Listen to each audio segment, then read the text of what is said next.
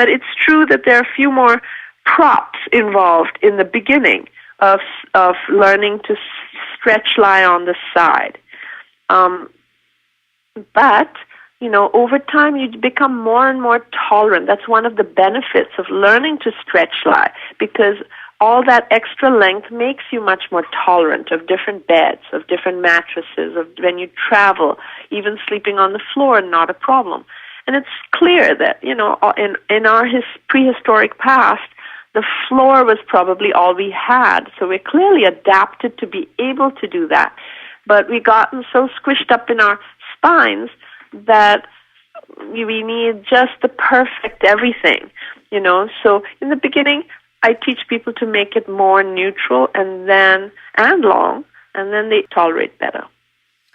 I know that what you're doing is right on, even helping people learn how to walk again. That's my favorite lesson to teach, because it just feels so good. It's so sensuous, and you feel like you have two little jets under you, because we're learning how to use the glutes to propel forward. And so it's squeeze, squeeze, squeeze, and you feel this little propulsion, and you're just gliding along. I call it glide walking. It's really plain walking, but, what we do these days is so far away from that I think it merits a special name. And so I call it glide walking. And there are a lot of components.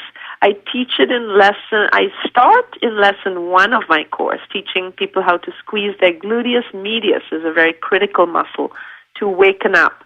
And a lot of people, for gluteus medius has been asleep for a number of decades. And so we want to wake that muscle up and have it involved in squeezing in every step we take. It helps you land softly. It helps your pelvis be in the right position. It helps you externally rotate your legs so you don't have so much knee problems, and that your feet don't pronate, and you don't have so much bunions and so on. It's just so important.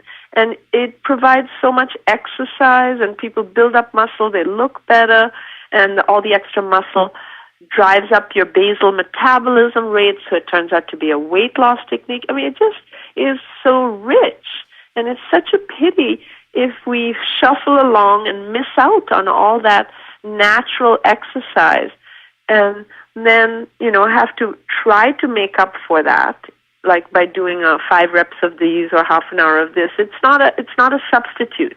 You can't make up for what you're missing out from not doing a normal walk. Yeah. So I love walking. I love teaching walking, but it is a little complex, and so it's really in lesson 5 and 6 that people really put that, get to understand it. Very rewarding to see it and for them to feel it. There's a lot of people who are meditating more and sitting quietly and giving themselves 15, 20 minutes a day to just sit, and they sit on the floor, they cross their legs, and a lot of people, like myself, have low back pain in L5, and it's not as comfortable anymore to sit that way.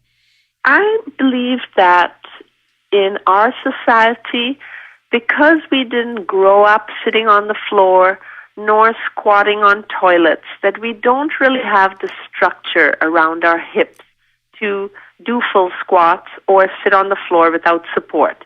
And so I teach people, I encourage people to sit on a cushion or a little bench or a chair, and that's equally spiritual. It's not, you're not handicapping your meditation efforts by sitting on a chair or a prop or something that's appropriate. The key thing is to be able to have your back upright and relaxed. If you are sitting on the floor, you will probably soon find yourself choosing between upright and tense or slumped and relaxed and slumped. And neither of those is good. So, give yourself the props that you need that are culture appropriate. And that's what I teach people with yoga too, that, the poses that the yogis developed by yogis, for yogis, are not necessarily the most beneficial for people in our culture. So, though I think yoga is just such a rich and wonderful realm, We want to pick and choose what it is we do from it that is appropriate to our culture. And I'm actually in process of writing a book about this way, a different way of approaching yoga. I think that would be fantastic. And I think that since most of us really have to unlearn something we never learned anyway, but we have to unlearn whatever we're doing now, I think that that would be fitting because so many people are going to yoga now. I think it would be a great book. Thank you. I hope so. I want to talk a little bit about the difference between tipping the pelvis and swaying the back. You are asking such good questions. Thank it's you. Wonderful when the interviewer has actually read the book and is right on. Thank you. So this is an important distinction. Though you want your behind out behind you, you don't want to thrust it out. You don't want to be straining and tightening up your low back muscles and then sticking your butt out behind you. That is not a good way.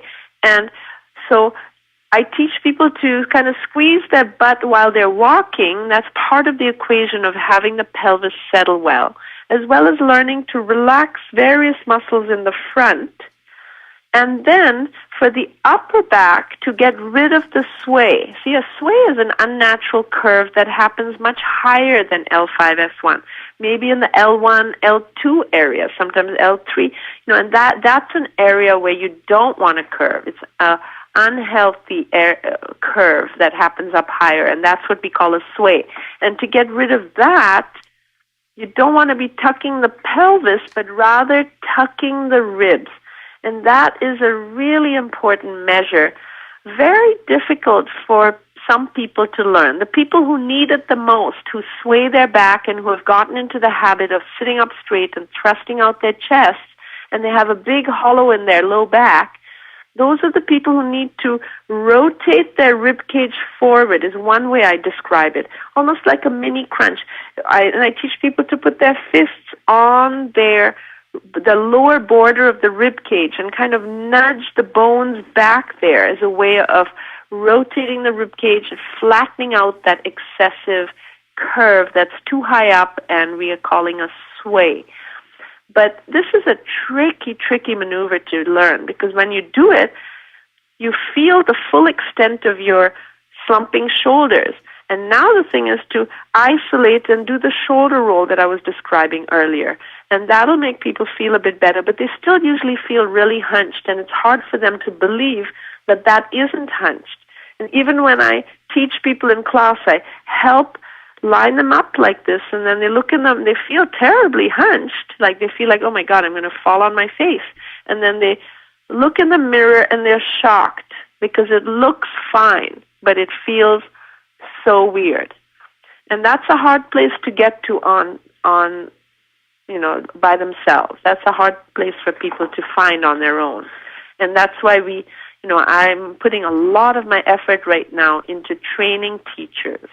And I'm very excited that we have so much broader reach now. We have teachers who are traveling to places where there is demand for the course. We have a place on our website where people can request a course.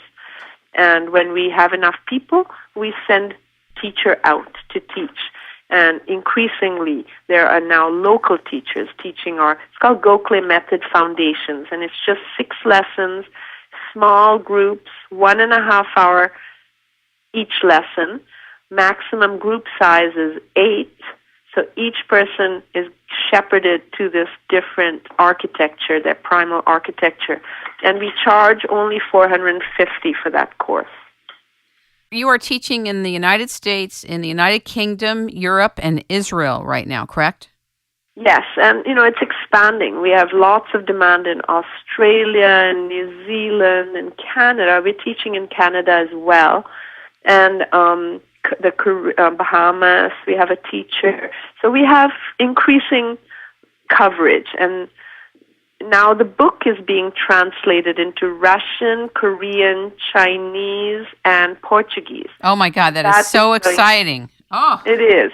It really is. And another thing that gave us a lot of exposure was that there was a 1-hour public television program about my work. It was called Back Pain: The Primal Posture Solution. and I was the host, and I taught my various techniques, and it was very well